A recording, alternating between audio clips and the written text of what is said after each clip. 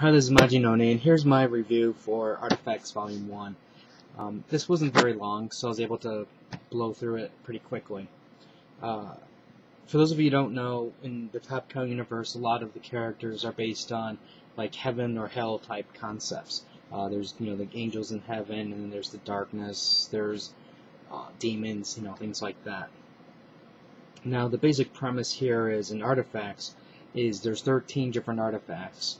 And separately, yeah, they're powerful, but if you combine them together, then basically you can recreate the world in whatever image that you want.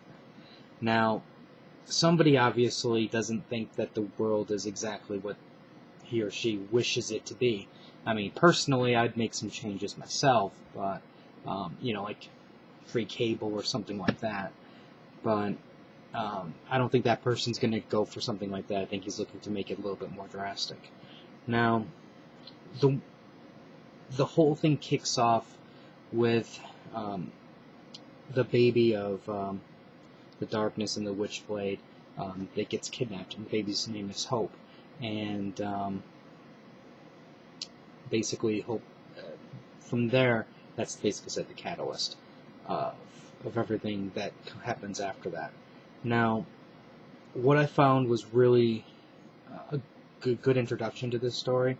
I have not read any of this stuff from Top Cow in a very, very long time.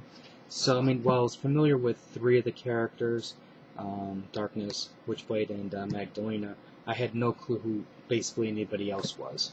So, I was really... Oh, actually, I remembered Aphrodite. The one thing I was really glad about is it basically gives you the rundown of everything, like the who's who of what's going on. You have, at the very beginning, a mysterious person basically reawakens Aphrodite and says, alright, I have a special mission for you, you're going to enjoy it, and she goes, I think I will.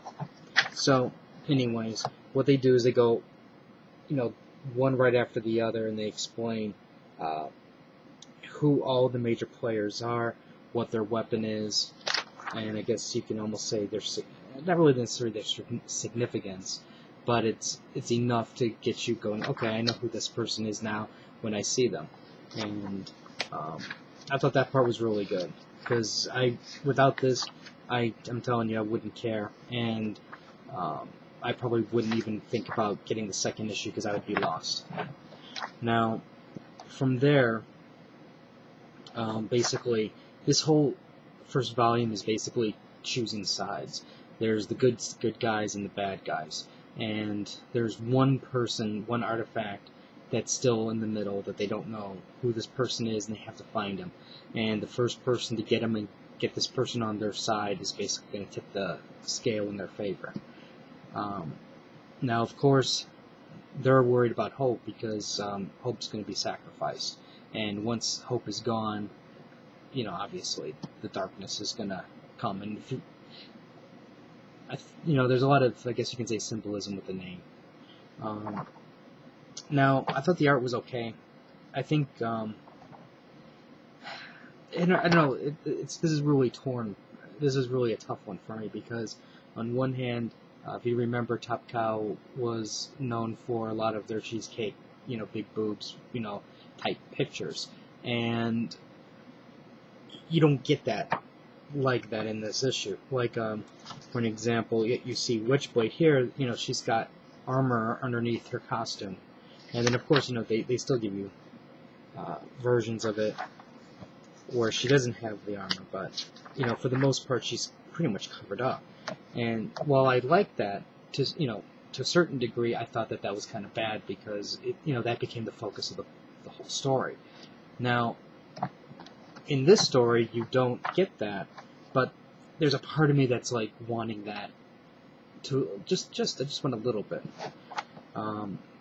because I guess that kind of helps me get through the bad parts, because I go, oh, look at that. Now, but overall, I thought, it was decent. There's some decent stuff that's going on. The priest is kind of an interesting character, especially with all of his demons that he has.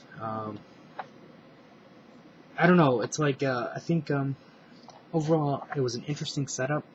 I will definitely get Volume 2, but what I think I'm going to do is I'm going to play it by volume.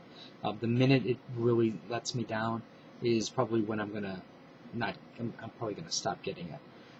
Which I have a feeling I'm gonna be stupid because I know they're gonna do an omnibus or something like that, and that's the version I should probably get because it's gonna be cheaper than buying all these trades individually. I don't know if this is going to appeal to everybody, to be honest with you. This is not your traditional superhero, Spider-Man, Batman type comic.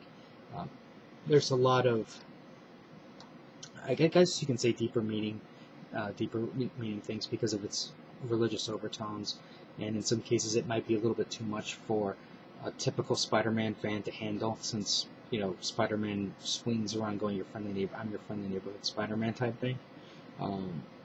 And I think the artwork, it's definitely a more mature style, so it's not going to appeal to somebody who's younger.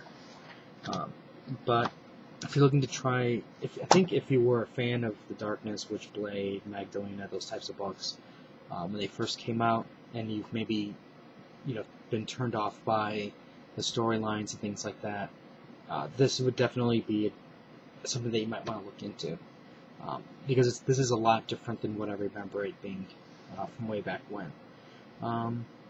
Anyways, that's my quick overview of Artifacts. If you have any comments or questions, let me know. Rate the video up or down. Let me know what you think. Oh, and as a quick bonus, this Wonder Woman. I just finished this Wonder Woman DVD. This was awesome. This was probably one of the best DC animated videos I've seen. There is killing. There is slaughter. There is Steve Trevor trying to get Wonder Woman drunk on tequila so he can have his way with her. Awesome. Totally awesome video. And no, I didn't rent it. My Blockbuster was selling it for like $3, $4, so I had to pick this up. So this was definitely a good deal for me. If you have any comments or questions, let me know. Rate the video up or down. Let me know what you think, and I'll have more reviews later. So until next time.